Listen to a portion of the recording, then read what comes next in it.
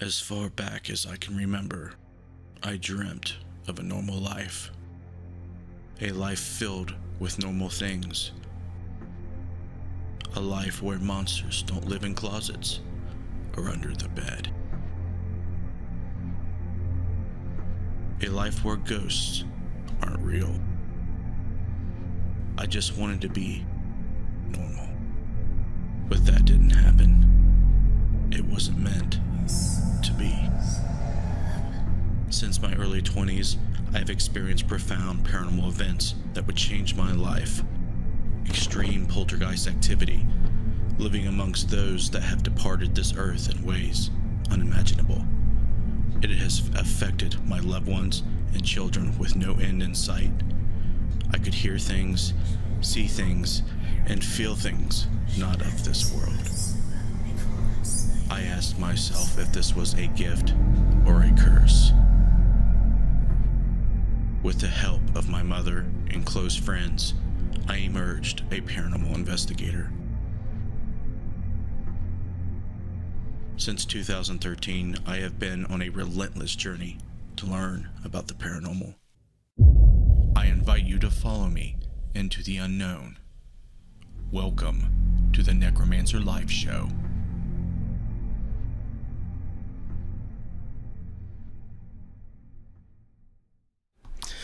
Hello and welcome to the NECROMACER Live Show. I'm your host, Justin Brown. Thanks for joining us once again. We have another para-friend tonight. We have Hollie DiMaggio. Hi. We just now got her to stop laughing. Thank you for coming on, man. It's going to be fun. You're welcome. It is going to be fun. We're going to try to get everybody that we're friends with, on here and just have fun. I'm going to get a chance to ask you questions to get you better, because it just seems like the very few times we have met in person, we haven't really asked questions probing questions. Because it's always at a paracon of some sort, and you're busy selling all your stuff, so gotta chat with everybody else. Right, and it kind of feels weird to me. It kind of feels weird to interrogate somebody in real life. On the show, it's kind of okay, give me your social security. It's a little easier. Right. I get it. I've been, doing the podcast for since COVID started, and how I got into this. And I was new in the field, so. So how's it going? And what do you think about the whole idea of it? Do you like it now that you're a year or two in, or? I actually do like it. I like doing podcasts. I think it's fun. It's a great way to get to know other people. I'm not camera shy at all. Now, if I was on stage, it would take me a few minutes to not feel that shakiness in my voice and then be fine with it. But here, it's like I'm just talking to my friend across the table. Right. But yeah, I mean, getting into the whole podcast, whatever you want to call it, it started because of COVID. Nobody could go anywhere, couldn't go into the buildings. Everyone's like, let's do a podcast. I'm like, don't know anybody, so I can't be part of that. And they're like, oh, you can have a co-host. And I'm like, okay. And then it went on for about a month, and then they're like, we think you're good enough to do your own. I was like, oh, okay. Yeah, if you can talk for an hour or two and stay at least halfway conscious through the whole thing, you should be good. About an hour and a half, I start getting fatigued and running out of things to talk about, my bulletin points about whatever topic I choose. And then it goes off the rails. As you've probably seen enough shows. I start, going way off topic, and it gets a little... And mine have always only been an hour, and I know you're 2 hours, but I've had those guests that it's like pulling teeth with them. You're like, so how do you do this? And then they give you a one-word answer, and you're like, okay. Thanks.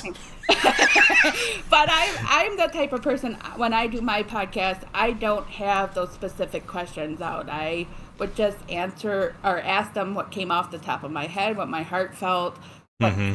what they said to me. Had them give me a little intro, and that's how I did it. Because I don't want anybody to be nervous. So Yeah, yeah. that sucks. But there was a few people. It's like, okay, it's only 7:30, and we still have a half an hour to go, and I can't get you to talk. So, Right. now we do our podcast slightly different. We don't have guests on it anymore, so it's just me and my co-host, and we talk about serial killers. Yeah, I think that for a while we're gonna like when I asked if anybody wanted to come on, we're gonna have Rob Hernandez on next week and maybe a few others that I've been asked or that I've asked in the past, and we'll come back. But my goal is to kind of mix all my shows I used to have all into this one and kind of mix the format up. And I think, hopefully, in my mind, it seems like it will work. Well, I can tell you by watching all your shows, even the past ones, I've learned a lot from just watching your shows. So That's awesome. I love hearing that. I mean, that's my goal. I sometimes want to read quantum physics, and then I'm like, no, we'll just listen to Justin. We'll just listen to Justin Brown. It does help to try to. Him. It does help to try to just understand the concepts, because that's all I do. I look at the concepts, and I don't dive into all the math because I don't have time to learn that stuff. I don't. Right. The math isn't way over my head, but conceptually, I think it's important to understand quantum physics from that point, because you can look at the intersections and parallels between the stuff that you observe in quantum physics and the stuff we observe in the paranormal field. They're so strikingly similar. And when you start looking at the simulation theory and all that, everything's starting to make sense to me when I started, connecting the dots a few years ago. So that's why I try to bring it up, and I try to, share my ideas and models for explaining paranormal phenomena to people. And some people that do understand it conceptually get it. Some people I understand it's like I don't even want to hear the word. Well, I mean, I like science, and I always have. I've been a science person, but math is not my strong suit. So putting the math into any equation, I'll be like, I can add, I can subtract, I can multiply, but divide, I have to think about that. Algebra, no, that kicked my ass, and I'm not a physical therapist because of that. So hey. I bet you make a good physical therapist, though. I probably would have been. Yep. I would have. That was my dream, to always help people. I wanted to help them walk or write or do whatever, go from not being able to do that to doing that and being there for that moment. But math killed that dream. Food is my strong suit too, John. Missy, go ahead and shout out some peeps in the chat real quick, so they make sure they feel like they're part of this too. Okay, I have John Ward, I have Cassie Smith, I have Ken Ace Taylor, I have Derek Schreiner. He said he shared like Ebola in the rainforest. Good. I have Eddie Pence, Becky, and Anthony Cabellis, and that's it. I'm glad you get to butcher people's names. Yeah, I know, right?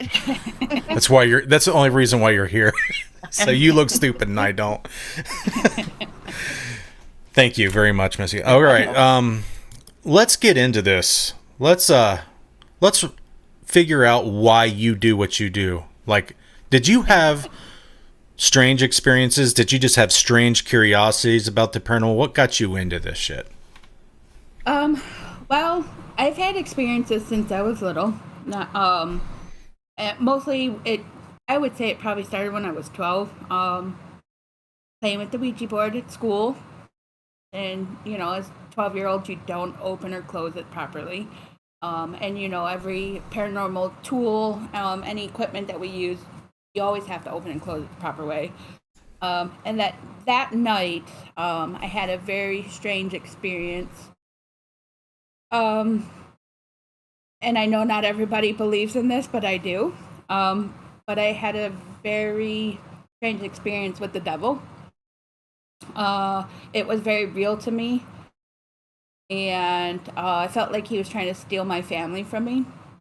And when I stopped him from doing that, when I woke up, I was in sleep paralysis. I would just couldn't speak, couldn't do anything. I just felt tears roll down my face, and I couldn't even remember the Lord's Prayer. Had them speak, couldn't remember any of that. And then probably for a good 15 years later, if I heard the word devil or somebody was talking about the devil or anything like that, I absolutely had panic attacks. So that's kind of where I started. And then, of course, watching all of the paranormal shows, all that stuff, that helped pique my curiosity too. But my dad would talk about his experiences too. He would tell us things would happen, and then a week or two later something would happen. So, or what he told us. So he had those premonition dreams. That's interesting. So, so that kind of like, okay, you're crazy, but whatever. So it's no, I like get it. You don't talk about it. You don't talk about it, and you're like, yeah, I don't want to be like my dad, because. But then it wasn't until, what year was that? 2019. I had a friend that I'd known for 6 years. I knew of her in high school. We had some mutual friends. She started her own team, and finally, after a while, she's like, "Hey, I'm looking for people to be on my team." I'm like, "Hello, I've only been telling you for a year. I want to go on an expedition with you." And she was like, "Okay," and joined her team, but that was short-lived. So then I started my own team. Hey, that's a very common story that I hear. That's how it happened to me. And I feel like you have to kind of get into the game, and then you figure out like, okay, I need to do me. Yeah. And then you eventually find people who you align with. And we had a falling out, so we're no longer friends, which is kind of sad. But we had a little bit of a falling out. But the whole thing with me was, I didn't need people to tell me that what I said or did was fake, because I would never say that to anybody. Whether I believe you or not, I would never, ever go up to somebody and go, "Hey, you're not a medium, or you're not a psychic, and you don't know what you're talking about." I don't call myself that. I never have, never will. But I have, even before I got into this field. I would tell people my experiences, and I'm like, I'm sensitive. My children are sensitive. The spirits are just sensitive to them. I didn't know there was, other than the mediums that you see on TV, I didn't realize there was so many people that are gifted in the way that we all are, So, Mm-hmm. But it was that point that I was like, okay, I just need to go on my own. And I did. And now I have a wonderful team. There's 9 of us, and we all get along, and we're actually going to Augley's Village this weekend, so it'll be fun. Where is that? Tell us a little bit about that. That's in Defiance, Ohio, and it is about 2.5 hours from us, and it's probably one of my favorite places, other than Eloise, of course. Eloise will always be have a place in my heart, because it was my first location that I ever went to, and of course I met my favorite human there. So that was fun. Who's your favorite human? Oh, he's watching. Everybody knows. I don't need to announce who my favorite human is. Everybody knows. Why is he your favorite? Because he's my hun. Why? Love of my like, life. I mean, it's just, give him some love. Why is he so special to you? Because we have just a connection that I've never had with anybody else, but we communicate very well, and I think communication is very important in anything you do. And he's taught me a lot about the paranormal as well, along with learning from everybody else that I've come in contact with. But we just do fun things and have fun together, Just Fair have that enough. connection. Nice. So he's my favorite human next to my kids.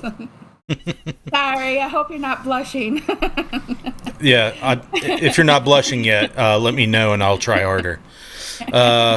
So, what have you learned? Like, I'm going to go out on a limb here, but I'm going to say that you're trying to figure out answers to your questions, right? When you go out and investigate, what have you learned so far? I learned that not everybody hears or sees the same thing that I do, so I'm not going to discount what anybody else is saying. So it's like, oh, you heard that with your ears, great. We're not all going to hear the same things or see the same things. I learned not everybody is not a nice person in this field. Unfortunately. Lies. But everybody that I have come, totally friends with, most everybody is genuine. They're out to find the same answers I'm trying to find. And it's like, why do spirits exist? Why do some cross over, some don't? Why do they need help crossing over? Why do others, not be able to cross over on their own?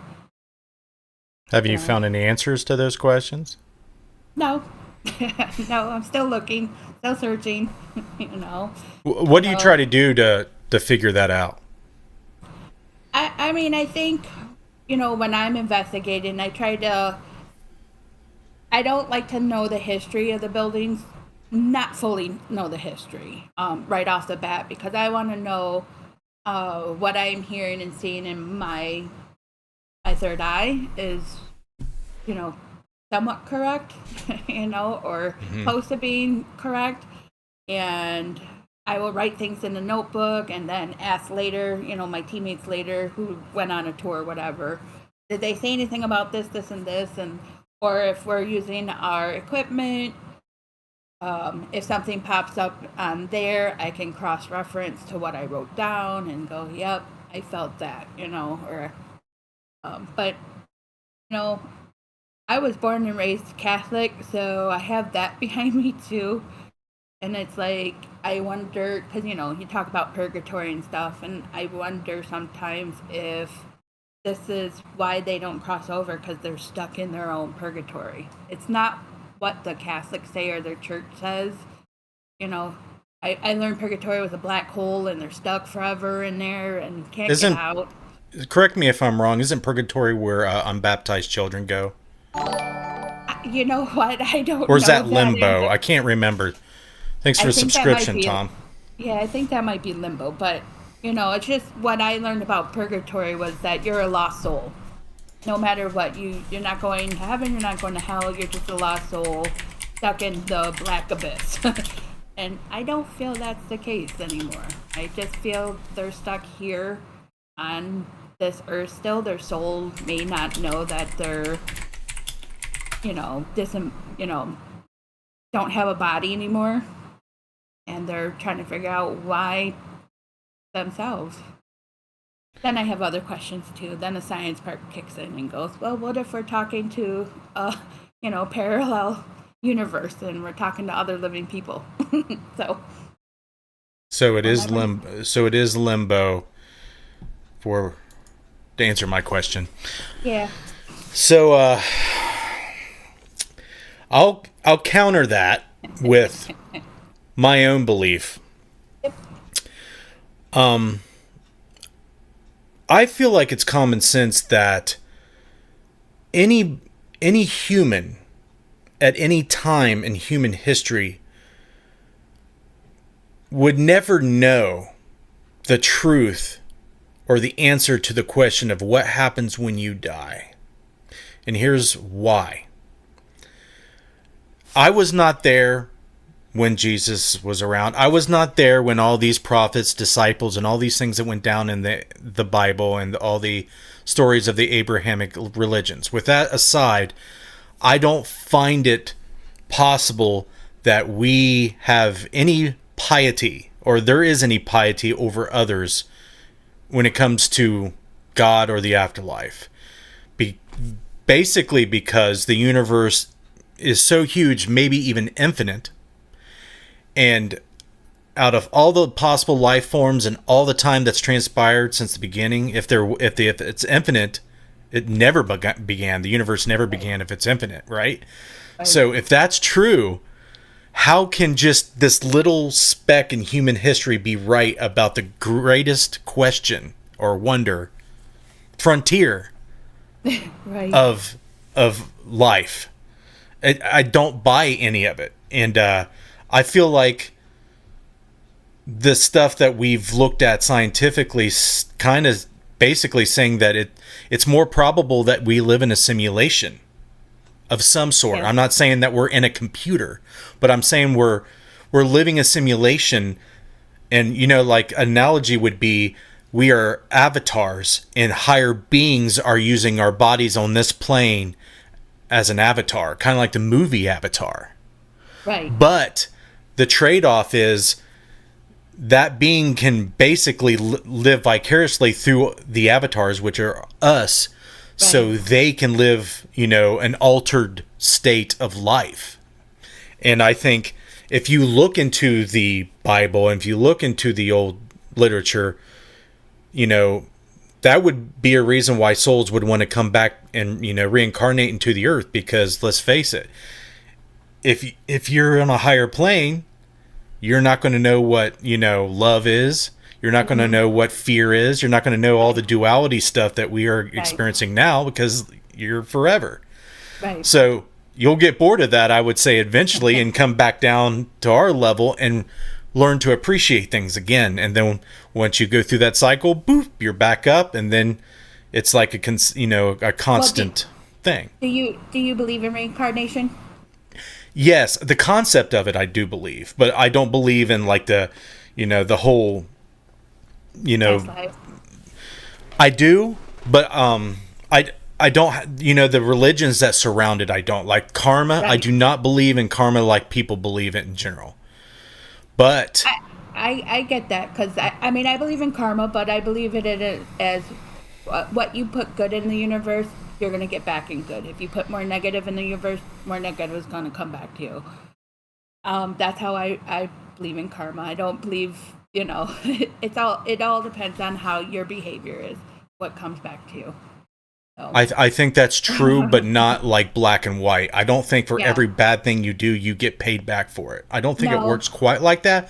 But magic and witchcraft and stuff like that stuff you have to pay for energetically. And that does, in my experience, come back. Right. Like the whole threefold law and witchcraft. Yeah, I've seen that. I just learned that's Wiccan law. So if you're not a Wiccan, then it doesn't really apply to you. I would disagree, because I feel like you can do Wiccan things without being a Wiccan. Yeah. Oh, I agree. I think we all have a little bit of witch in us. We're all gonna.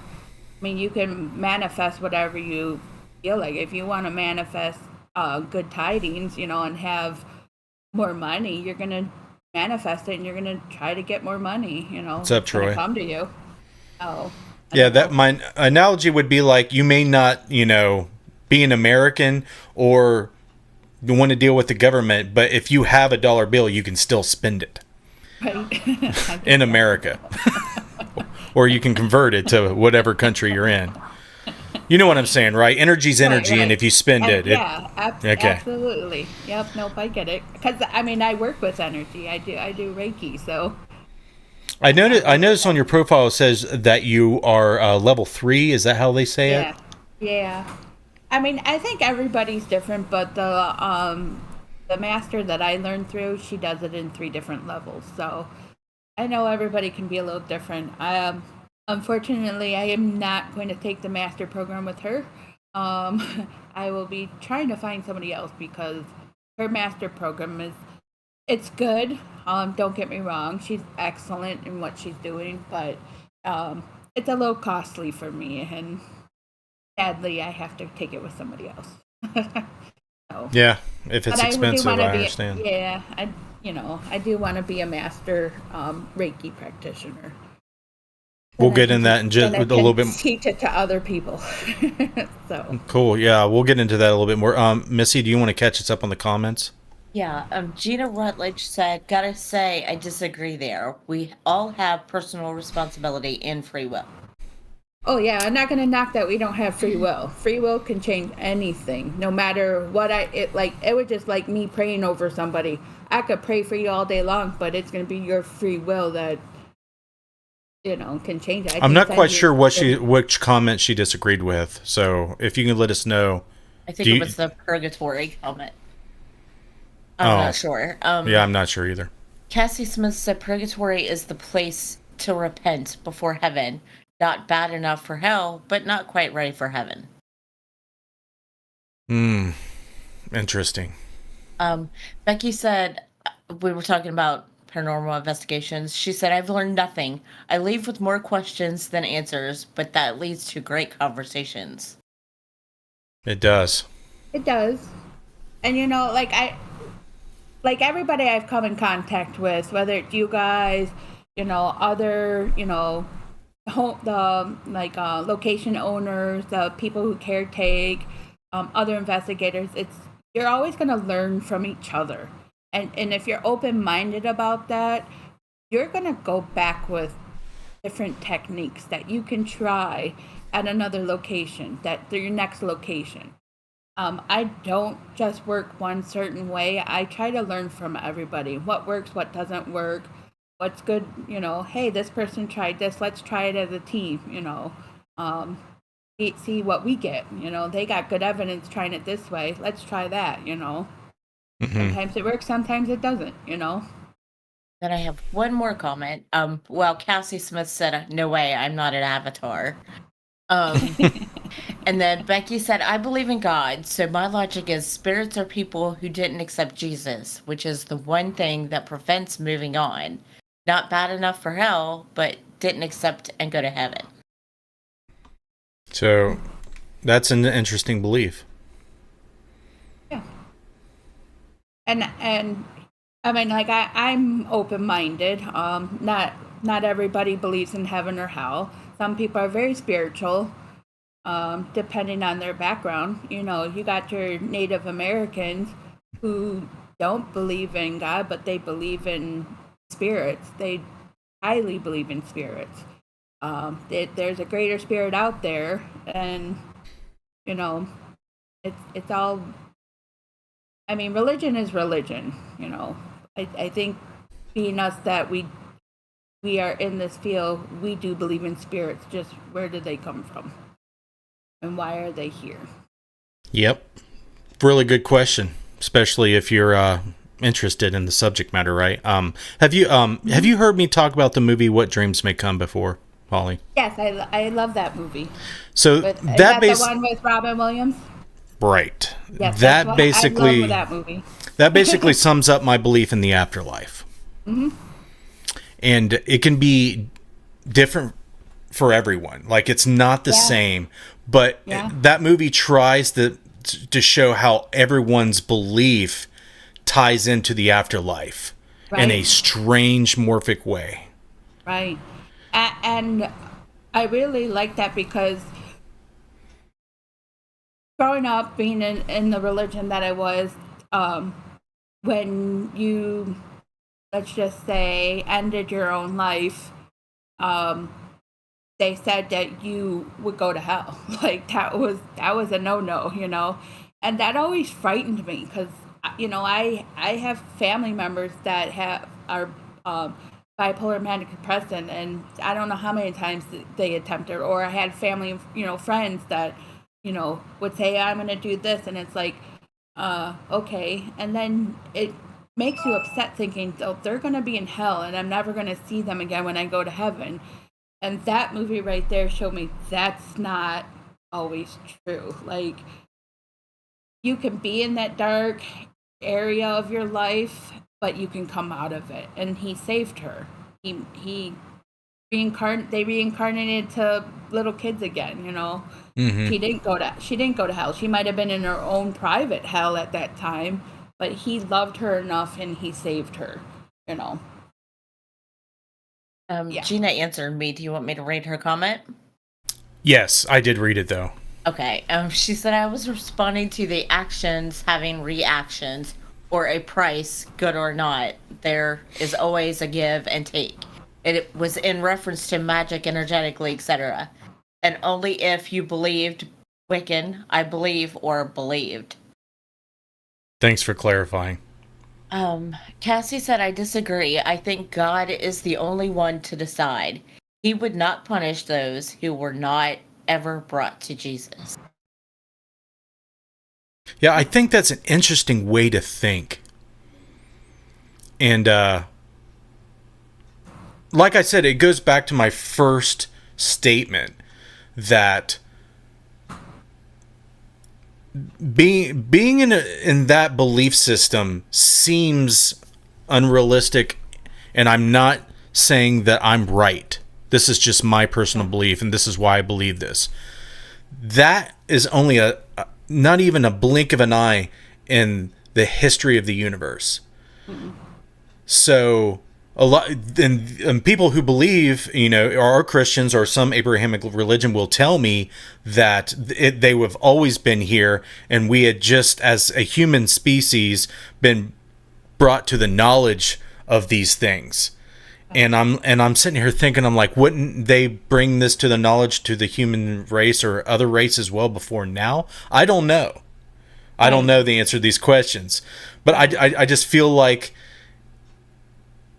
there's so many things that could go wrong with these belief systems, especially how they're governed and how they're, taught to us. I feel like the best spiritual beliefs come from like life experience, and they come from within. Because when I talk to people who are Christians, Catholics, whatever denomination, they believe in God, but they cannot kind of own, like they add their own sensibilities to them and their own beliefs to them. And some are just like, Absolutely. No, whatever my pastor says, that's it. Or whatever the Bible says, that's it. But we can't help to inject our own beliefs into that. No, and like I said, I was raised Catholic. My mom went to a Catholic high school. She was very strict. We had to go to church every Sunday. We had to dress up to go to church every Sunday. Right. So, but as I grew older, and especially when I got into this field, I had questions, always have. I was a catechist. I taught catechism, from the time my oldest was in first grade all the way until my youngest, which was 2 years ago. I taught catechism for like 12 years. But I don't believe everything in the Bible, because the Bible to me was written by man. Do I believe in some of the stuff in there? Absolutely I do. But I don't believe in it all. And the reason I think I do that is because I've learned so much since being in this field. I've learned from other people, other people's beliefs. And I take each little bit of what they believe and think about it. I ponder it. I might research it a little bit and go, that makes sense. But I also like science. So there's the science part of me that I learned in high, like, where did dinosaurs come? You don't hear the Bible talking about dinosaurs. You don't hear them talking about cavemen. But science has shown that they did exist. They're out there. Mm-hmm. So I have questions, the Bible, and I did have a coworker try to contradict what I said, but I still, whatever. But like Adam and Eve was supposedly the first, people on the planet, and then they had two sons, Cain and Abel. So I'm like, where'd the rest of us come from? Well, according to the Bible, from the north. Yeah. The book of Genesis. I'm just like, okay, whatever. I was like, so I have those questions, but then I learn from other people, and I take, now I tell people, I kind of giggle about it, but I'm like, I'm Catholic with a pagan attitude, because I still have my strong beliefs. I really do, but I am not fully in the religion, in the religion anymore. I'm more spiritual, let's just put it that way. But I still believe in God. I still believe in the devil. I still believe in angels and demons, so do I. I think what you're trying to say by spiritual is kind of like the new age wave of new age spiritualism that's going on right now, with the Reiki and the use of crystals and that type of thing. But what I think is interesting about the simulation theory is it gives room for everything that people believe in could be possible. Right. And energetically out there, if it's in the simulation, then it can happen. So Right. an example would be possession. All right, people are getting possessed. Not everybody, but some people. No, yeah. And paranormal things are happening during these possessions. They're levitating. Paranormal shit's happening, right? It's happening. Okay, you can't deny it. It just happens. It's rare, but it does. So if you take one possibility that Christianity, God, that whole faith isn't real, but these things are happening too. So what's going on? So if we live in a simulation that will provide the possibility for anything to be possible, as long as there's a model and belief system feeding into that energy, then it's possible. So it's kind of like whatever is out there is possible and is in, it's happening, which Right. doesn't make sense to some people, but to me No. it does, because you'll have entities come do things to our physical reality, do things to you. You'll go places and visit them in the spirit world, right? How is that Yeah. possible? Well, if it's a simulation, you can do anything in the simulation, right. as long as Like it's astro projecting. yeah. So that's where I'm at right now. So Right. you have to give respect to what people believe in, because it's in place still. Right. When And I that's do, why- that's why I said I'm like, I learn from everybody, and I'm not gonna, discount what you say, because who am I to say, hey, you're wrong? If that's what you believe in, that's what you believe in. Just like what I believe in. I'm not going to say I'm a pro at this, because I'm not. I still don't know what I'm doing half the time, but no you one know, does. No, and I'm not going to sit there and go, hey, you're wrong. You don't know, there's no spirit, because I've had that happen to me before. I'll be like, oh, there's this, and they're like, no, there's not. And I'm like, okay, I guess I'm not going to talk out loud anymore, because you don't want to believe me. You want to be the person in the room that everyone goes, oh my God, No, I'm gonna give you your chance and say, hey, that's cool, so be it. But whatever. Hey, as long as if everybody was like that, I think it would be better, right? I think so too. I mean, you can have fun doing this and still get answers. I mean, Jamie Hunt says you're awesome. I just wanted you to know that. I know Jamie's awesome too. She's part of Cherry Capital. Shadow I know Seekers. Yeah, that's it. I should know. I'm the. I always want to say Cherry Capitol Hill. I want to throw the hill part. According in to there. them, I'm the reason why they're a paranormal group, so I have to remember their name. I always want to throw the hill part in because the Capitol Hill, but Oh, yeah, my- maybe they should change their name. that's just me. But they're from Cherry they're Capitol from- Hill Shadow Seekers. Sorry, Jamie. I love you guys, but yeah, they're part of the Underground Paranormal Network that me and Ace are part of. Yep, So. I like Jamie, and she's pretty cool. Let's just say Yeah. that. So let's just shift gears out of the spiritual stuff. I think we've done do justice there. When you go investigate, I'm curious what you do, like your methods. I know you talked about going in blind, no knowledge, prior knowledge, and you take notes and you reference them with what you research later. Is there anything that you use other than a camera and recorder to investigate, and why? Well, we try to use our equipment that we buy, and we buy a lot of it. And some of them we carry with us everywhere we go, but then we tend to run out of time to use it all. But a lot of times we're using one spirit box or another, I think Ace has 5 of them now. Is he obsessed? Well, he's got everybody that makes spirit boxes. He tries to get one from that person, 'cause So he they collects. Yeah, he has two from Jeff Fent, one or two of them from Austin, and then some other one. I have one that from Austin, Maynard. And then we have the new exorcism box from the Hutleys, which is a phonics one. So that's a little creepy in itself because it has no word bank whatsoever. It's just the phonetics. So when you actually get words come across that one, it's creepy.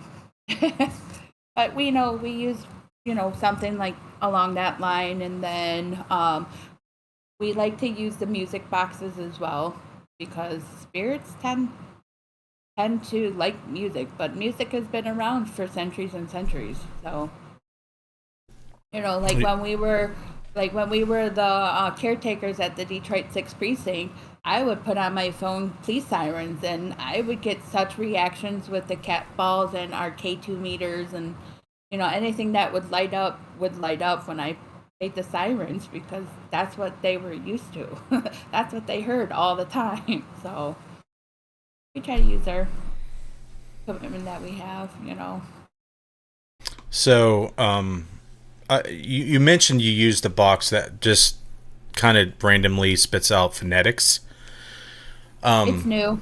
We've used it twice. Okay, I'm going to ask you some questions about that. Okay? So words use phonetics, right? Yes. So if you have a box that uses phonetics, what do you think you're going to hear? Well, you're gonna hear words, but this is I guess the way it was described to me is it's Ace, maybe you can type it in the comments, but I think it was like Old English sounds or something like that. I don't know. He knows a little bit more than I because he bought it, not me. My point is that if you randomize phonetics enough, you will get words eventually. Right. But how do you tell what's, pareidolia and what's not? What's the best way do you try to do that?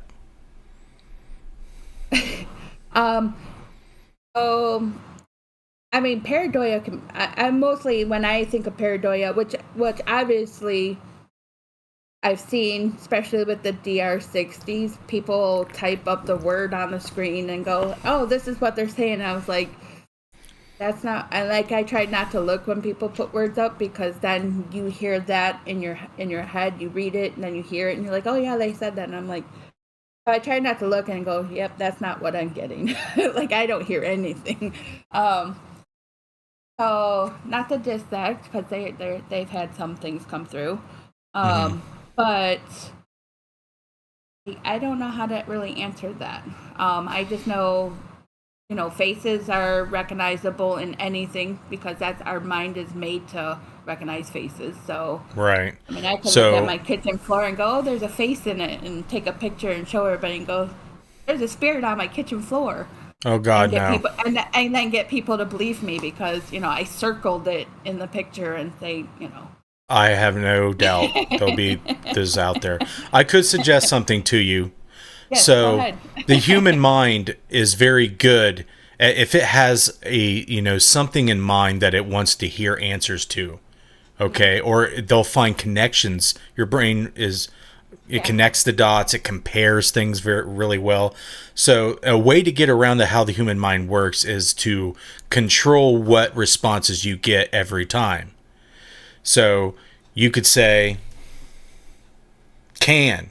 If you can see me, can you please say can, and do that over and over and over. And I know Ace has done that many times. He'll hold something up and go, what am I holding here? And then, so he will do stuff like that. So I do watch him a lot, because I'm usually recording on my phone. But nothing else. Just do can the whole time, and then try to see how many hits you get versus not. No, so I get that. Yeah. That's a way to get around to how the human mind works, is to try to eliminate all the different possibilities you get and just try to predict one response and then replicate that response. That's the best way I know. Right.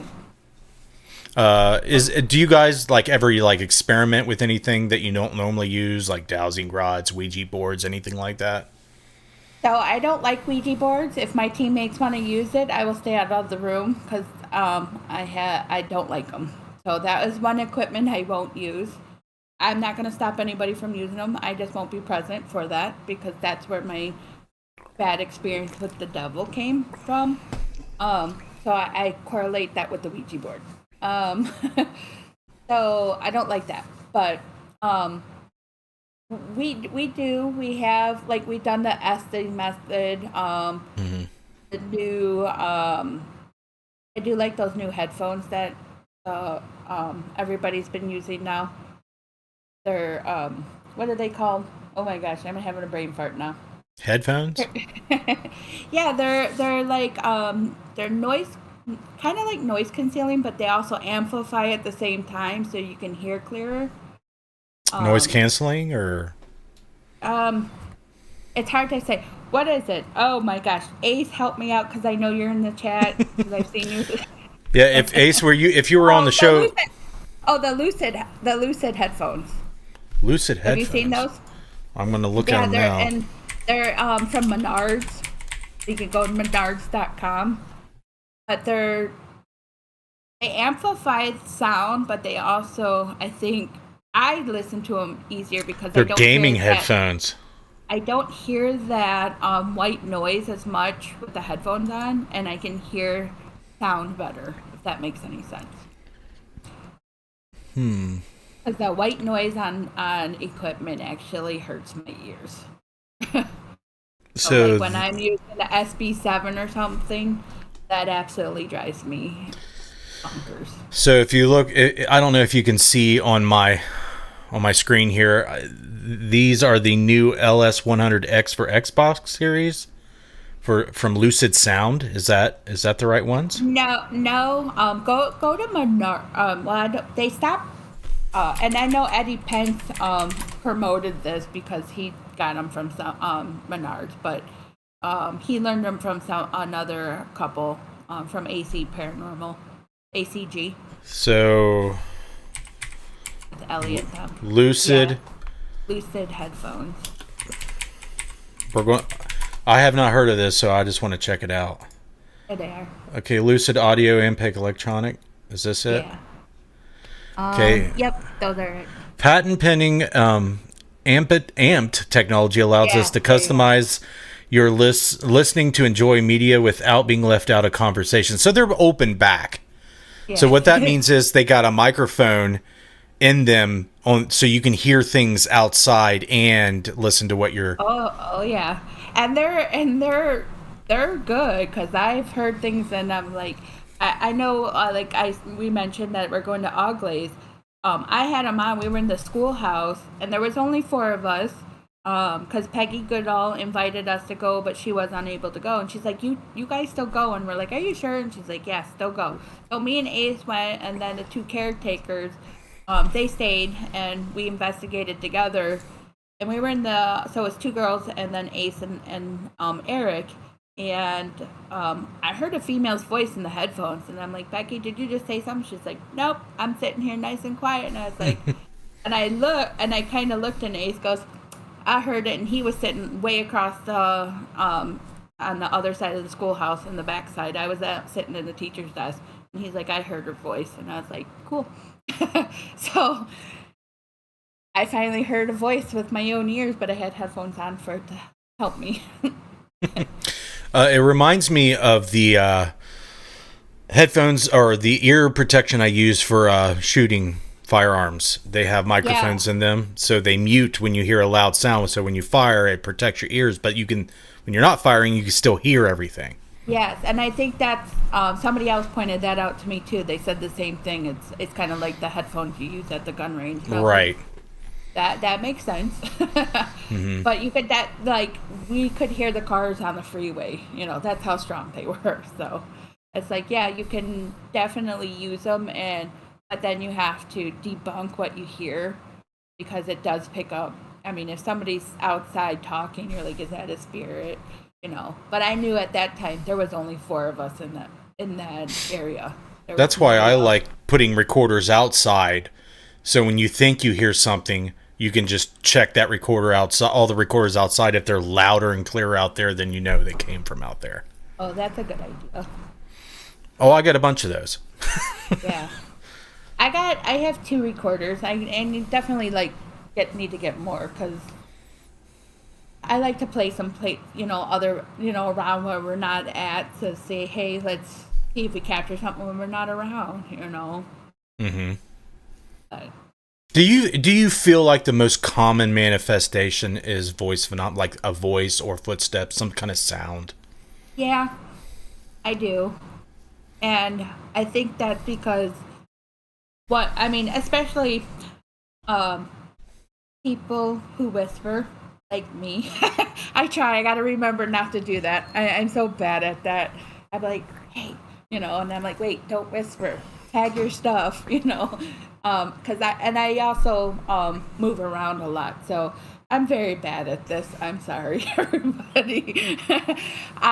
But that's the ADHD in me. I can't sit still for long. I'm old too. My body starts hurting if I sit too long. But so I have to tag everything. I got to remember to tag everything. But yeah, I do think, old buildings, you go in old buildings, you got to expect them. They're going to make creaking sounds. So it's like, was that really a footstep, or was that the building moving around? Mm-hmm. Like, weather, temperature will, make your boards move. My old house, the other house that I had, there was times where the door wouldn't close right because the door frame, shifted a little, and then when it got cooler or something, it shifted again, and then the door, so Right. yeah, I think so. So do you think that you've recorded the voice of somebody that's not in the flesh? I would say so, yes. It was a clear, distinct female voice that was not mine, because I wasn't talking, and it was the other lady, so. Mm-hmm. Yeah, and then for Ace to hear her too, that, that just, like, I was like a deer caught in the head. Like, he kind of looked at me, he's like, yep, I heard it, and I didn't even ask him, but he knew I heard it, because I guess the expression I made on my face. So.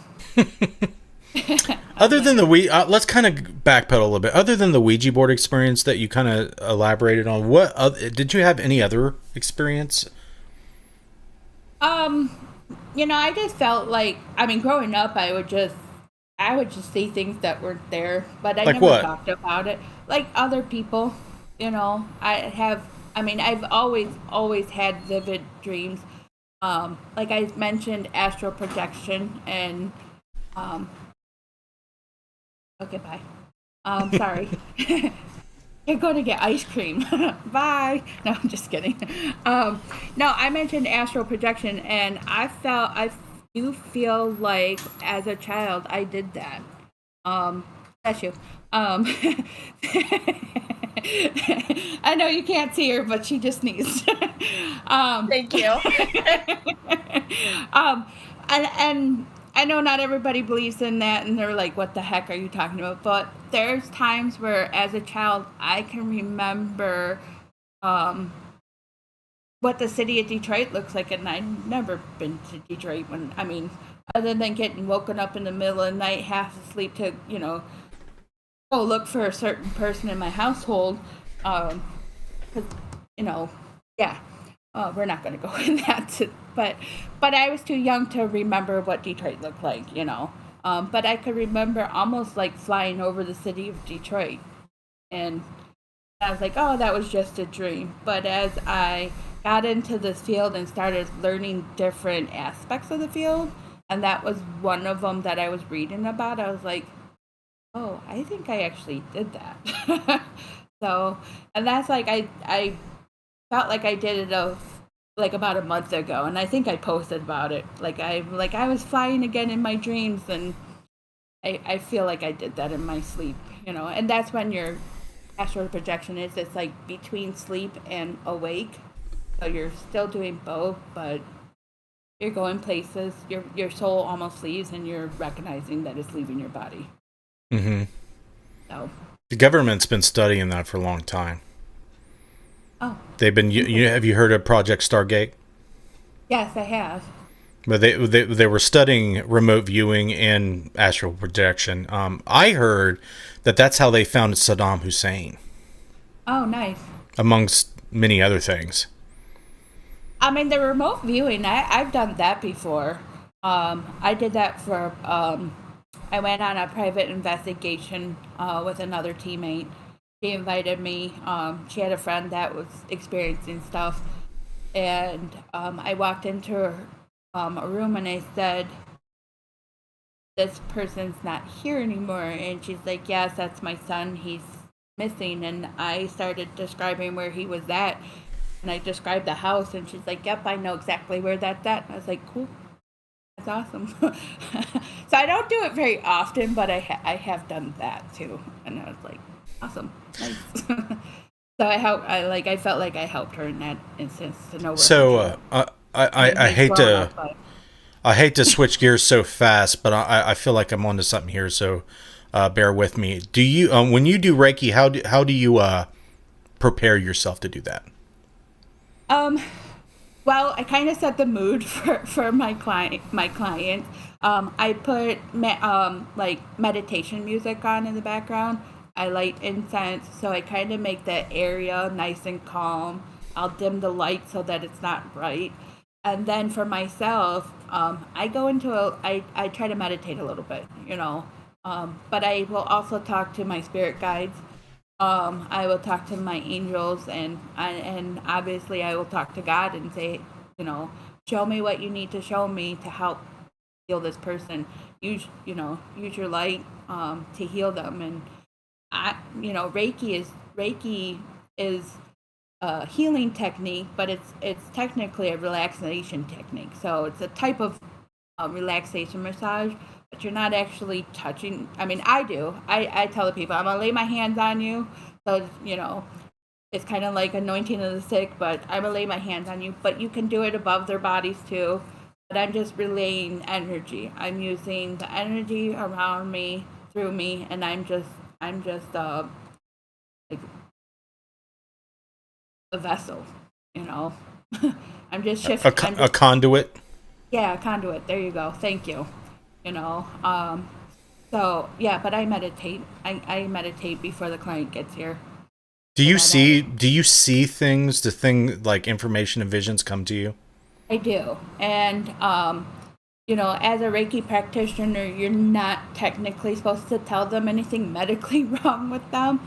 So I try to go in a roundabout way, like, hey, you get earaches a lot? And they're like, yeah. I'm like, okay, well, let's focus on this area. When you die in 3 months, you'll know.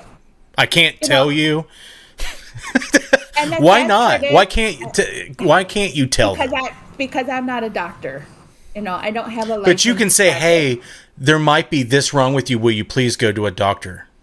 Yeah, and then the sad part of it is if we did that, then they'll go to the doctor, and the doctor will look at them like, well, who told you that? And it's like, well, they don't have to tell them. Yeah, they don't have to, but a lot of people, will be like, yep, this and this, and then they'll be like, well, you told me I had this wrong with me, and the doctor's saying, no, I don't. So you made me freak out for nothing. Okay, Holly. Okay, Holly. This is what you do. I do, and then suggest to them. I do suggest. If they are trusting you right. by healing them with magical energy, I'm sure it's fine if you say, okay, the magical energy told me this. Okay? And I do. I go, like I said, I go in a roundabout way of letting them, hey, You don't have to say, you have cancer. I'm 99% sure. You could say, I feel like there's something wrong. Yeah. I'm worried.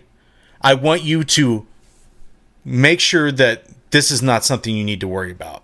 Yeah. You should go get checked out. Most of the time, it should be fine. It shouldn't run into anything weird as long as you're not weird.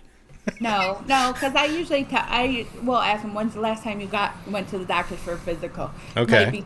It might be time for that, go get checked out. And a lot of times too, when I start the session, I'll ask them, where have you been hurting? Like, where are your pain spots? And get them to talk a little bit and say, hey, sometimes they know and they don't tell you either.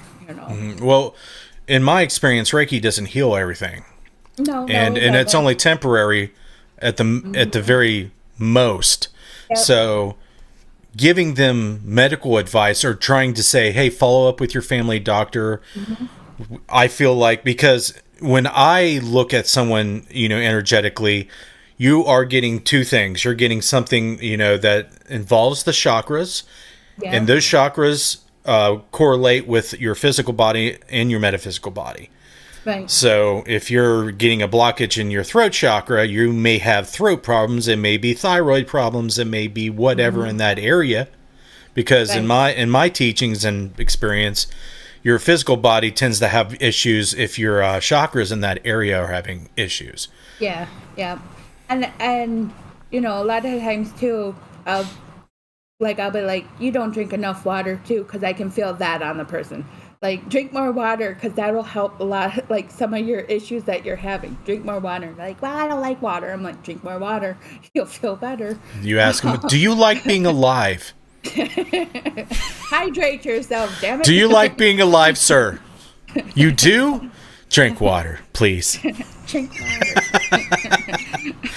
You'll thank me later. I have made people cry just by touching them too. Like, I'll be like, they're like, what's Reiki? And I'm like, well, you want a little sample of it? And they're like, yeah, sure. And I'll do my thing, because I usually do you want a little sample? And then they start crying. Yeah, and I've made people cry. I just put my hand on there and start asking, to give them some white light energy and all that. And then the tears start flowing. I'm like, you okay? They're like, I don't know what you're doing to me, but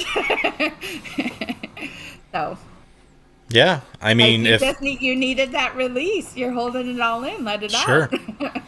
Sure. No, I don't know. I like it. I just hope, and it's funny because when I was 16, I went to a psychic fair at